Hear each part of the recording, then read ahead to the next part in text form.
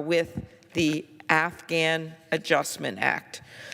This is a bill that I have been working on for the past year, and I want to thank Senator Coons and I want to thank Senator Lindsey Graham for working with me on this bill.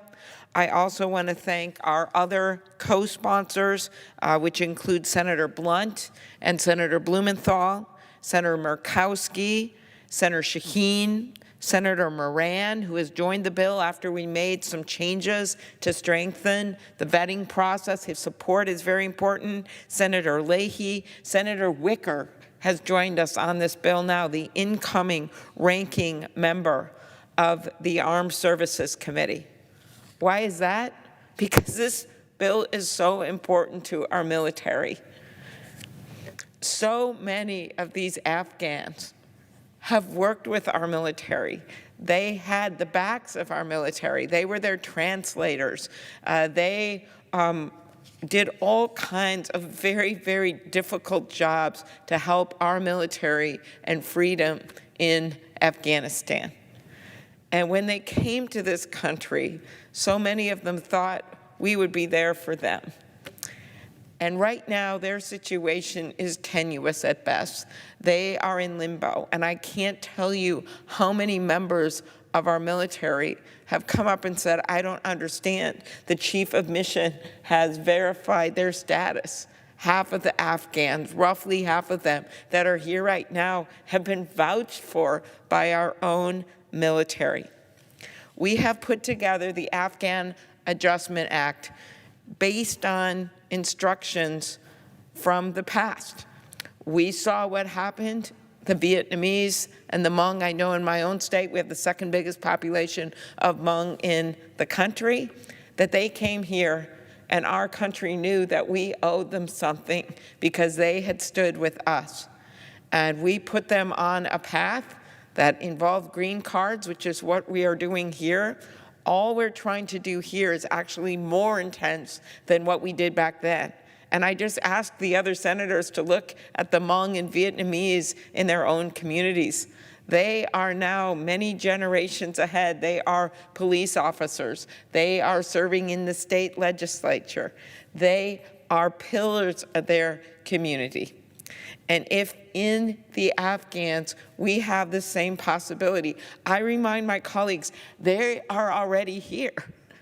And that is why Senator Wicker has now joined us, because there is the belief, and Senator Graham, I'm hoping that we will have a group come together tomorrow to talk about this. Senator Graham understands as well from his own service, when people have your back overseas, in the hardest of times, you do not abandon them when they're in a hard time. That is going to get around the world if we just let them sit in limbo.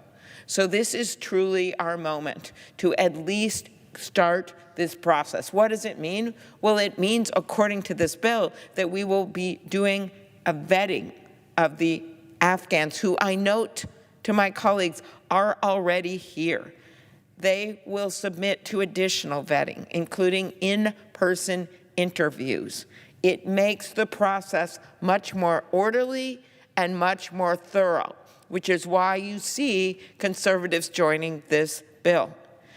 This bill has earned the support of some of our nation's most revered military leaders, including Admirals Mike Mullen, William McRaven, James DeRitis, and Generals Richard Myers, Joseph Dunford, Stan McChrystal. They support this bill. The Veterans of Foreign Wars, the VFW, supports this bill. The American Legion supports this bill. Their members have been here in members' offices asking them to support it.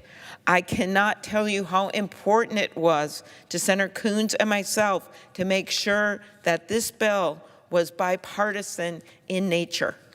And we worked very hard all summer to strengthen the bill, to get at the concerns of our colleagues, and that is why we have such a strong group of senators supporting the bill. This is our moment to get this done. If we are unable to finish it at the end of the year, I consider this not an end, but a beginning.